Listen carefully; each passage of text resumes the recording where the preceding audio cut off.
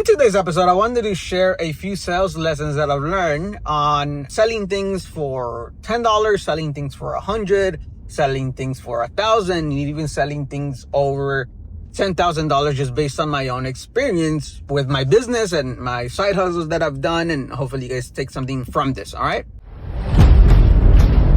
Welcome to UndocuStartup by Juan Maya Hernandez. All right, so how's it going, everybody? Welcome to another episode of UndocuStartup, where I share the biggest lessons that I've been learning, building the #1 entrepreneurship program for undocumented students. If you're new here, my name is Juan Maya Hernandez. I'm the founder of UndocuStartup, where we are the leading entrepreneurship program for undocumented students. Now, the first lesson is you have to understand who your customer is. What does this mean, right? You need to understand what is their budget. You need to understand where are they located. You got to understand the demographics, the psychographics. What are their belief systems? What are their biggest problems? And the only way that you find that out is just by asking questions when you actually have a meeting with them. Number 2, all right, follow up until you get a response. So it's taken me around 7 to 8 follow-ups to land the biggest contract I've landed to date. All right. And this is something that personally for me is uncomfortable to do. All right. It's uncomfortable reaching out 2-3 times a week for this same person that may not be responding, but you have to understand that some people are busy. You have to understand that sometimes things take time, especially with me during the summer. It's a slow sort of season, but I've had to follow up 7 times. I've had to follow up via email. I had to follow up via a text message. All right. Next lesson is you want to get to the point where you are charging full-time pricing. What does that mean? If you ever want to make your business full-time, you have to start thinking that way and you have to start charging full-time prices, right? So if you understand that your monthly expenses are around $2,000, $3,000 just to be able to live, you have to put a pricing that is going to help you get there. You see, when I was a student, and when you're just doing this as a side hustle, and this is just my experience, when I was charging $15 for a headshot photography as a student, that's cool and all, but it wasn't even enough to pay for my gas. It was not enough for that, right? Think about it. If my monthly expenses are $2,000 and I'm charging $10 per my service, that's not really something that I can do, right? Because I would need to do a lot of volume a month to be able to make those $2,000, right? Whereas if you start thinking about how can I increase the value of my offer? How can I increase the value of my service so that I am able to make those $2,000 with 2 clients, or I'm able to land 1 client that can pay me those $2,000, then you're talking about something else. Next lesson, and this one's important. If you have an offer or a service that can benefit 2 to 3 people in the same industry,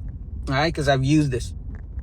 Let's say you have a certain price and you find that you can still get that payment if you split the cost between other people. I introduced graduation photography for 4 students, a group of 4 students, a 1-2 group offer. And I told them that it was going to be $700 for a group of 4. They can split it between 4 people. They wanted the same results, but they just wanted to split the cost. And at the end of the day, to them, it looks cheaper because it's 4 of them splitting the cost. But really, I was the one making $700 in the same amount of time. Right, so that's another sales lesson that I've learned. If you can find a way to do payment plans, if you can find a way to split the cost between multiple people that want the same thing, so you can still get the full price, all right, then you can just group them into one. So that's the other lesson. Now, the last 2 lessons that I'll share right here is I focus on profit, not revenue. Figure out how you can get 70% or more of profit. Right? If we're talking about definition, profit is the amount of money that you have left over after all the expenses have been paid. Let's say you charge $10, your expenses are $7, your profit is going to be $3 left, right? But you want to be in a position when you can have 50% or 70% of profit, because that is going to give you enough room to save for yourself and for the business, to be able to pay your taxes, to be able to pour back money into your operations to grow the company. All right. So try to aim for 50-70% of profit within your business. You can add bonuses to your business, right? A bonus is just an additional add-on to make your offer appear much more valuable than when somebody's doing. So for example, right, when you buy a Happy Meal at McDonald's, if it's a total of $5, but you get everything. You get a lot of good stuff, right? You get some chicken nuggets, you get some fries, you get some apple slices, you get a toy. That's a no-brainer, right? For $5, you're like, that's cool. Right, so by focusing on profit, you're gonna be making more money. The next one is to offer a guarantee. Right, the biggest thing that has worked for me so far this year is that I've offered guarantees that I didn't do last year. Right, a guarantee is just make it a no-brainer for them to work with you. I learned this from a specific book. I can't name the book, but in that book, they're talking about make it a no-brainer for them to work for you. What does that mean? Offer a 30-day money-back guarantee if they're not satisfied. Now, although that puts a lot of risk on your business, that also puts you at that level in terms of being able to fulfill that service at that price. All right. So now I offer a 30-day guarantee.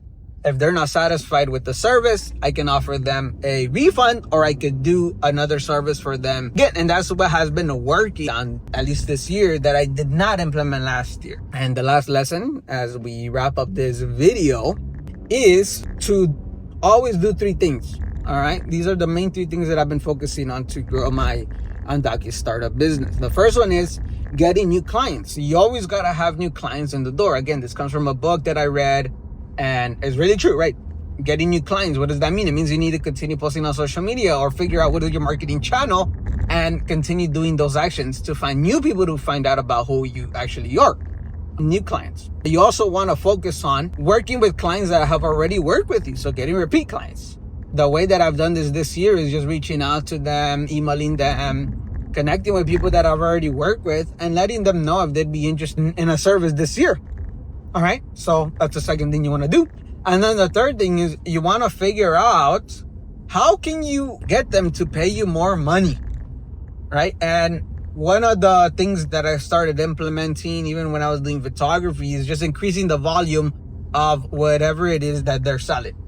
All right. So instead of them buying once, why don't they buy twice?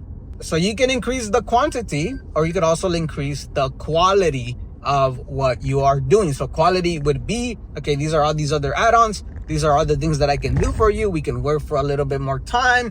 Maybe we have a premium option. Maybe you have a basic option. We have a medium option. And like that, you'll be able to get more sales.